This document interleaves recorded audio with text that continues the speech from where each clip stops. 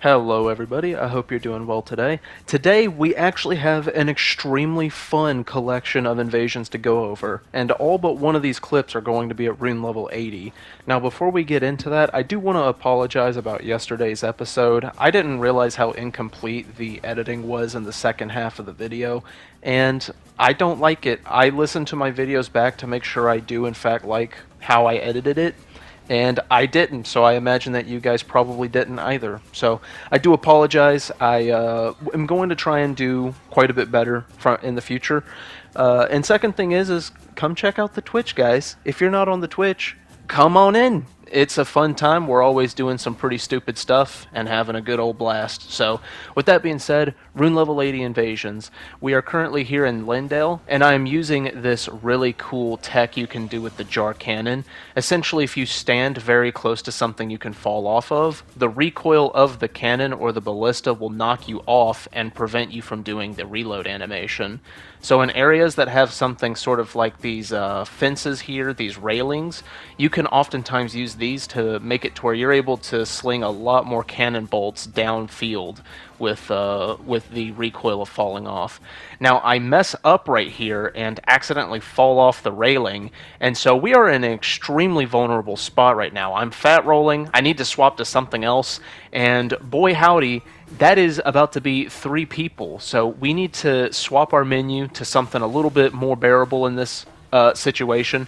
I go with power stance spears. While spears are spears, these have a very bad Ash of War in most situations, so it would probably have been smarter to go to something that had endure, like my fists. And yeah, we're about to get borderline cooked in this position. So the host is using the Nox Flowing Sword. I am not used to the timing to rolling that. I get roll caught and almost die. Now the first 2 hits of the running L1 will kill me if I get hit by them, but thankfully we are able to get our heal off. I'm going to try and use falling right here to use the Estus cancel glitch, but it eats my input. Thank you, Elden Ring, I appreciate that. But it is okay. We got our health back anyway. It's okay, even if it ate my input in that situation. But yeah, man, like the thing is that when it comes to invasions like this, where it is still a good challenge, it is fun to do, and you can tell that your opponents are legitimately playing through the game still. Rune level 80 just has so much to offer in this regard. There is so much diversity for people who are either, say, newer to invasions, or have been playing invasions for a while and they just want to spruce things up, because you're going to come across some people that are being absolute shitters, which this is a perfect example. Look at this phantom. Watch this. Yeah, we have a phantom that has hacked infinite HP. And I know it's infinite HP because none of these hits are latent. None of them are lagging. We do not have a connection problem with him. Okay? And we are going to have proof later of this. This is not mere desync. And also we are going to learn something pretty interesting about this guy's rune level. But yeah, you're going to come across stuff like this sometimes at rune level 80. But generally speaking, you're hitting this really good medium between being able to make a build that resembles something that you like, being at this rune level that you can feel good about going and getting late game armor and equipment, because it is very reasonable. Yeah, so that's a lot of damage. It's almost like this guy's extremely high level. Yeah, don't know how to feel about that. Obviously, we need to run right now. What we're going to do is we're going to try and juke him right here. I don't know if you guys have noticed, but he's light rolling as well, so, you know, very high level. Barely stick the landing on this Great Bow tech jump. We're going to get away as quick as we can. I'm praying that he broke his knees in that animation so he wasn't able to catch up with us. But as it would turn out, he ceased the chase, and this play I'm making right here is entirely banking on that. Let's see what happens here. So they get a hunter, of course, and would you look, he did not follow us all the way, so it lets us go for this play right here. Oh yeah. Yo. There's your proof. And look at the runes. He was cheating in infinite HP at max level. So, needless to say, I don't plan on being any amount of nice to this host here. I don't care how bad he is. He was playing with a cheater friend, and I don't give a fuck. So we're going to do what we do best and one-shot him with Black Flame Tornado. Yo, GG's, guys. Very nice gameplay. And thankfully the blue was a good sport. But yeah, man, you get to make a build that can essentially get whatever you want. It's a rune level you can expect people to be just about done playing through the game in. It gets to resemble a build, whereas if you go lower than, say, like 50 or 60, essentially everything is just a vigor check build, or vigor stacking build, is what I mean to say. And you get way more activity and way more legacy dungeon fights and open world fights than you do at meta level. In terms of actual build making, meta level is what I prefer the most, but the thing is that people in Elden Ring almost entirely collectively have decided to look over meta level and avoid it like the plague, which is very cringe. I don't like people doing that because that makes my activity at my favorite rune level not good. But rune level 80 is a very nice compromise, and I absolutely love it. So we're fighting 3 people right here that are also playing through the game very clearly. I'm almost positive they're not going to chase me down here, so we're going to go ahead and regen some HP. And would you know it, they are now fighting the ulcerated tree spirit like the other fighters over there in the first invasion. So what we're going to do is we're going to make use of that tech once again to try and let loose some jar cannon shots right here. Get one right there. Very nice. And look how quickly we were able to follow up with that one. Now, unfortunately, he jukes us right here, goes to the left when I thought he was going to keep going back, and I overshoot the landing on the railing, and they get a hunter at the same time. So it was very good until it was not, and so I'm going to have to make an adjustment here. As it would turn out, the Twin Blade is not going to end up working out too well for us. Twin Blades are really good invasion weapons due to spinning slash and being able to output a ton of damage and having very easy frame trapping capabilities. However, the biggest issue with them is when you're fighting hyper armor, and so what I'm going to have to do is I'm going to have to swap to my own Colossal before too much longer.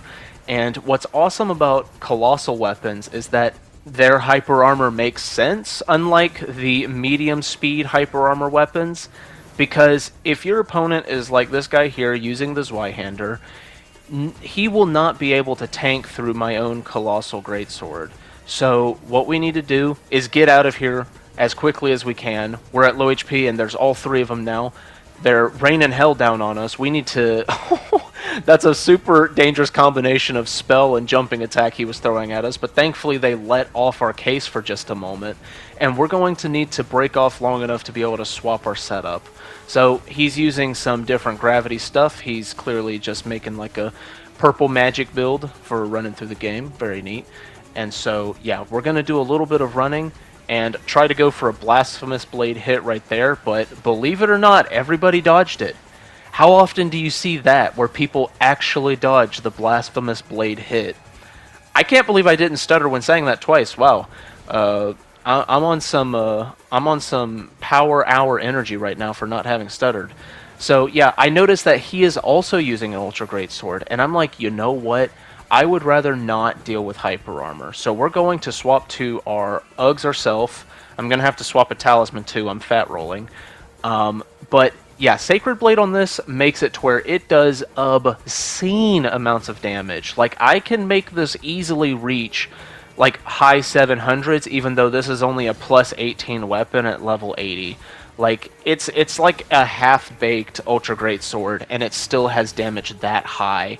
And that's really only including the Sacred Blade buff, which I, for some reason, have not gone for. I guess I forgot about it. He tries to go for an R1 out of hit stun right there. Does not work. GG's, guys.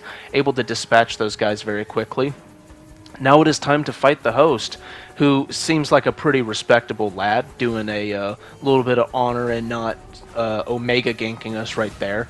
Of course, I would not mind if he had ganked us with the other 2 guys. It would have made it more difficult, but hey, that's how he chose to play, and it's respectable.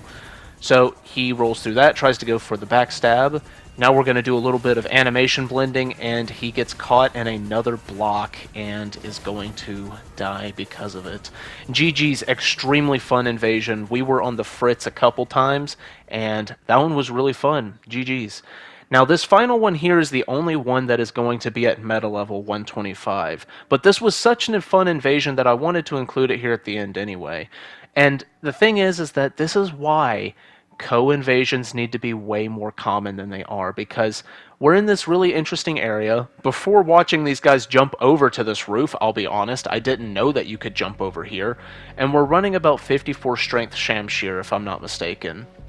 So we got one guy with a hyper armor option, however his is extremely short, so not overly threatening, though I keep getting hit by it because I am literally built different. And then the other guy is probably running a bleed on the peeler right there, and probably spinning slash as well. Probably very scary stuff, so we would rather not get hit by it, that's for sure.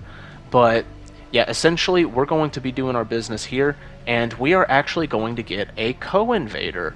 And this is a very, very interesting spot to do a 2v2 on this like super cramped rooftop right here, where you do have some escape options and whatnot, which we will make use of right now.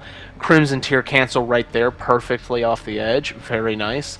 And once we get back up this ladder, our teammate is going to be coming up with us, and as of this point I am all out of Crimson Tiers, so I'm going to have to play extremely carefully. Thankfully he doesn't do the most damage to us right there. Our teammate hits us, or else that guy probably would have died. The host does something very interesting and protects his teammate by going for the Moog Ash of War, but what I'm going to do is I'm going to go ahead and put down a Frenzy Flame Stone to go ahead and get my HP regenerating, and they shouldn't want to contest it since it is the Madness variant, and most people don't go with that ending. So I'm going to pester them while I'm essentially out of commission with the Golem Bow, and then once my HP is back to full, we are going to go ahead and get back into the fray. My teammate looks like he's stepping in and out of the what do you call it? The stone right there, probably part of the Covenant as well, I would imagine. Very scary using that Ash of War in the middle of the stage, but thankfully we don't get hit by it. Its range is still huge, even if it doesn't do the poise damage it did before. But yeah, he's able to dispatch of the Phantom, and watch this really interesting stuff here.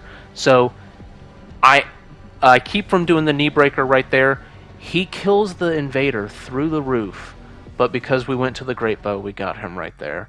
Super fun invasions. I love Rune level 80, and that one at the end was really fun too. GG's.